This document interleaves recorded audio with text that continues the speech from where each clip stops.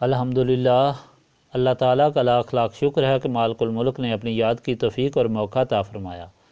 لاکھوں اور کروڑوں درود حضرت محمد مصطفیٰ صلی اللہ علیہ وآلہ وسلم پر، جن کے فعل مالک الملک نے یہ مہربانی عطا فرمائی۔ سامعین کرام، اللہ نے قرآن پاک میں ارشاد فرمایا، اعوذ باللہ من الشیطان الرجیم، بسم اللہ الرحمن الرحیم۔ اے ایمان والو، ہوشیار رہو، پھر وقت آ جائے تو نکلو ٹولیاں بن کر یا نکلو سب مل کر، اور بے شک تم میں بعض ایسے بھی ہیں جو ضرور دیر لگائیں گے۔ پھر اگر پہنچے تمہیں کوئی مصیبت تو وہ کہتے ہیں کہ احسان فرمایا ہے اللہ تعالیٰ نے مجھ پر کہ میں نہیں تھا ان میں حاضر، اور اگر ملے تم کو فضل اللہ تعالیٰ کی مہربانی سے تو ضرور کہتے ہیں جیسے نہیں تھی تمہارے درمیان اور اس کے درمیان دوستی، کاش میں بھی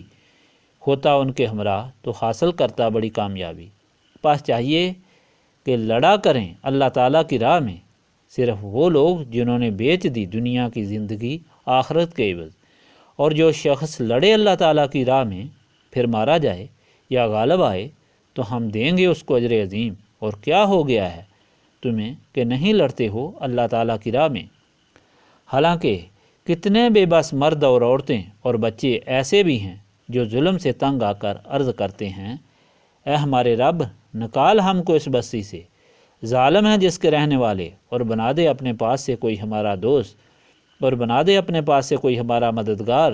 جو ایمان لائے ہیں وہ جنگ کرتے ہیں اللہ تعالیٰ کی راہ میں، اور جو کافر ہیں وہ جنگ کرتے ہیں طاغوت کی راہ میں۔ لڑو شیطان کے حامیوں سے، بے شک شیطان کا فریب کمزور ہے۔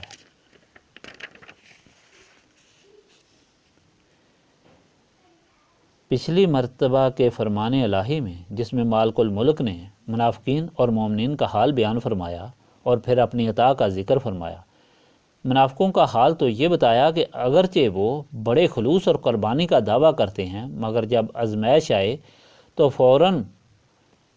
منکر اور سس ہو جاتے ہیں۔ ایسی قربانی یا خلوص کا تو کبھی ثبوت پیش نہیں کر سکتے کہ اگر انہیں ایک دوسرے کو قتل کرنے یا گھر چھوڑنے کا حکم ہو تو ایسا کبھی نہیں کریں گے۔ اللہ تعالیٰ نے فرمایا کہ یہ تو اللہ تعالیٰ کی طرف سے آزمائش ہوتی ہے ایمان کی، جو اس آزمائش پر پورا اترے اللہ تعالیٰ کی طرف سے اس کے لیے بڑی مہربانیاں ہیں۔ آخرت میں ان کو انبیاء، صدیقین، شہداء اور صالحین کے ساتھ ٹھکانہ ملے گا۔ ایسے لوگوں کو اللہ تعالیٰ کی طرف سے ایمان کی پختگی اور صراط مستقیم کی دولت ملے گی، اور انجام جنت الفردوس ہوگا۔ آج کا فرمان بھی مومنین کے لیے بہتر اور باعزت زندگی گزارنے کا طریقہ بتا رہا ہے۔ اسلام کے ظہور کے بعد ہر طرف باطل قوتوں میں لرزہ پیدا ہو گیا تھا، اور وہ اپنی تباہی کے خوف سے سرگرداں اور متفکر تھے، اور اپنی حفاظت اس میں سمجھتے تھے کہ اسلام کے اس نوزائیدہ پودے کو کاٹ دیا جائے، اس کے بانی اور اس ذات مقدس کے غلاموں کا نشان تک مٹا دیا جائے، کیونکہ یہ ایک اتنی زبردست قوت والی روشنی ہے کہ اس کا ایک ذرہ بھی اپنی ضیاء پاشی سے ماحول کو روشن کر دیتا ہے۔ اور اسی طرح اللہ تعالیٰ کی مخلوق پروانوں کی طرح اس پر فدا ہو جاتی ہے۔ اپنے اس خیال سے دن رات وہ تمام لوگ، خواہ وہ مشرکین مکہ تھے یا یہود مدینہ یا گرد و نواح کے عرب دیہاتی، ہر وقت اس کوشش اور سازش میں لگے رہتے تھے کہ کس طرح ہم اس شمع کو بجھائیں۔ ایسے حال میں اللہ تعالیٰ اپنے بندوں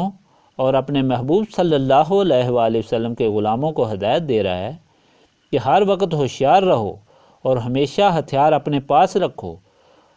ہر طرح اور ہر طرف سے اپنے مخالفوں سے باخبر رہو، چھوٹی چھوٹی ٹولیوں کی شکل میں یا جمعیت کے ساتھ گھروں سے نکلو اور ان کی قوت کو توڑ دو، اور اپنے مجبور بھائیوں، بچوں اور عورتوں کو ان ظالموں کے ظلم سے چھڑاؤ جو اللہ تعالیٰ کے ان مجبور بندوں پر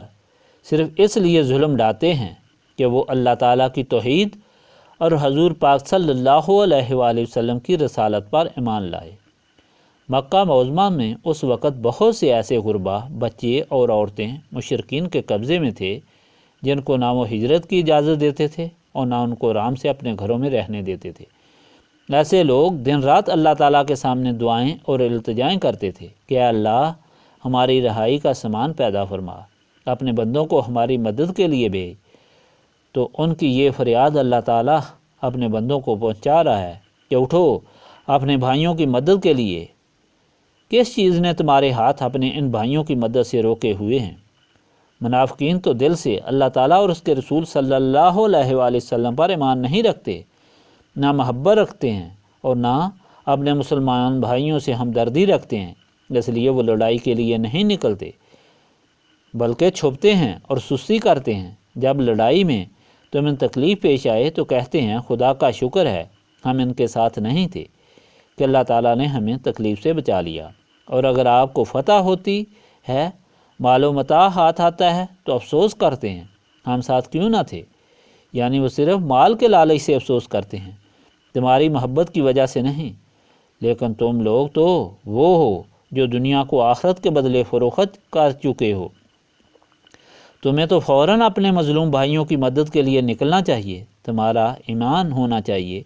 کہ اگر تم مارے جاؤ یا غالب ہو جاؤ، ہر صورت میں تمہارے لیے اللہ تعالیٰ کے ہاں بہت بڑا اجر ہے، تو پھر تم کو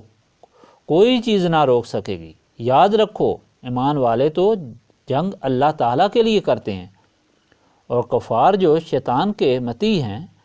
وہ طاغوت یعنی شیطان کے لیے جنگ کرتے ہیں، اور شیطان کو یقیناً ذلت اور شکست ہے۔ پھر تم کو کیا فکر ہے؟ سامعین اکرام، یہ ارشاد پاک جو ہماری ہدایت کے لیے نازل ہوا، اس میں سب سے بڑی ہدایت یہی ہے کہ دنیا کو دین پر قربان کرنا چاہیے، اور دین کو ہرگز دنیا پر قربان نہیں کرنا چاہیے۔ اللہ تعالیٰ کے راستے میں اللہ تعالیٰ کے دین کے لیے اور اللہ تعالیٰ اور اس کے رسول صلی اللہ علیہ وآلہ وسلم کی خاطر سب کچھ قربان ہو جائے تو وہ گھاٹا نہیں بلکہ بہت بڑا نفع ہے۔ اور جو لوگ اس طرح سب کچھ اللہ تعالیٰ کی راہ میں قربان کر دیتے ہیں، شیطان اور اس کے حامی ان کے سامنے خس و خشاک کی طرح بہہ جاتے ہیں، نیست و نابود ہو جاتے ہیں۔ یہی کامیابی کی راہ ہے، مگر یہ یاد رکھنا چاہیے کہ سب کچھ اللہ تعالیٰ کے راستے میں قربان کرنے کے لیے ہر وقت تیار رہنا صرف ان خوش نصیبوں کو میسر ہوتا ہے جن کے سینے نسبت رسولی صلی اللہ علیہ وآلہ وسلم سے منور ہوتے ہیں، کیونکہ نسبت رسولی صلی اللہ علیہ وآلہ وسلم کی وجہ سے ان کے سینوں میں انوار الہی کا فیضان و عشق ہوتا ہے جو ماسوا کی محبت کو جلا دیتا ہے اور صرف اللہ تعالیٰ اور اس کے رسول صلی اللہ علیہ وآلہ وسلم کی محبت کو باقی رکھتا ہے اور اجاگر کرتا ہے۔ یہی وجہ ہے کہ نسبت رسولی صلی اللہ علیہ وآلہ وسلم کے حصول کے لیے تبلیغ کی جاتی ہے، اور پھر اس کو حاصل کرنے کے لیے یاد الہی کرائی جاتی ہے تاکہ اس کی برکت سے سینے صاف ہوں اور نسبت رسولی صلی اللہ علیہ وآلہ وسلم حاصل ہو۔ استغفر اللہ العظیم الذی لا الہ الا هو الحی القیوم واتوب الیہ۔ استغفر اللہ العظیم الذی لا الہ الا هو الحی القیوم واتوب الیہ۔ استغفر اللہ العظیم الذی لا الہ الا هو الحی القیوم